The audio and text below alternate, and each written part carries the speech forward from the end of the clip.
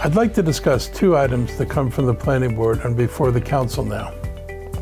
The first is moving much more quickly and is getting less attention. That is the Growth and Infrastructure Policy, sometimes referred to as the GIP, G-I-P. When I was on the Council, this was called the Adequate Public Facilities Ordinance. The name has been changed several times, and in this case, the name actually matters because it clearly stated in the old days that growth policy had to be tied to a commitment to provide adequate public facilities, schools, roads, transportation, and the subsequent different names severed the link between adequate facilities and development. It was subsequently called the Subdivision Staging Policy, and before that it was the Growth Policy. Regardless of its name, it is a tool that comes from the Adequate Public Facilities Ordinance. It is supposed to be a tool to make sure that development is accompanied by adequate infrastructure. In other words, so that as the county grows, the roads and schools are adequate to support the increased development.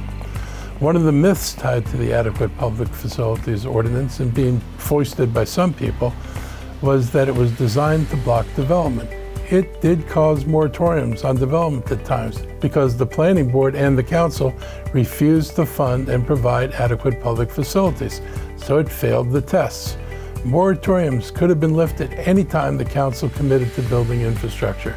It is not moratoriums that are the problem, it is the ongoing refusal of previous councils to provide the infrastructure our residents need and deserve. Throughout this progression of name changes, the key feature is the reduction of standards considered adequate, affecting infrastructure in general, and particularly transportation and schools. Had infrastructure needs been addressed, there would have been no moratoriums. Those costs were supposed to be paid by development. The companies were expected to pay their fair share and not put the burden for improved roads and better stormwater solutions solely offloaded on the residents. Without paying their fair share, one of two things happen. The cost gets shifted to the residents in the form of taxes, or the infrastructure simply doesn't get built and it leaves us with inadequate schools and transportation. Every 4 years, the Planning Board and the Council review and approve a new growth policy and accompanying legislation. And 5 times since 2013, the Planning Board and Council have reduced the amount of revenue available for providing adequate public facilities. I want to clarify that it is not this Council that's cut the revenues, but now this Council has an opportunity to stop undermining the Adequate Public Facilities Ordinance and to stop shifting costs to residents. The Planning Board has sent the Council a growth and infrastructure policy that again reduces revenues that are needed desperately to provide adequate transportation and infrastructure. I agree that the current mechanism, impact taxes, are not the right tool for raising the revenue to pay for adequate facilities. But what I'm urging the Council to do is do no harm. That is, do not further reduce the revenue until there is an alternative mechanism in place.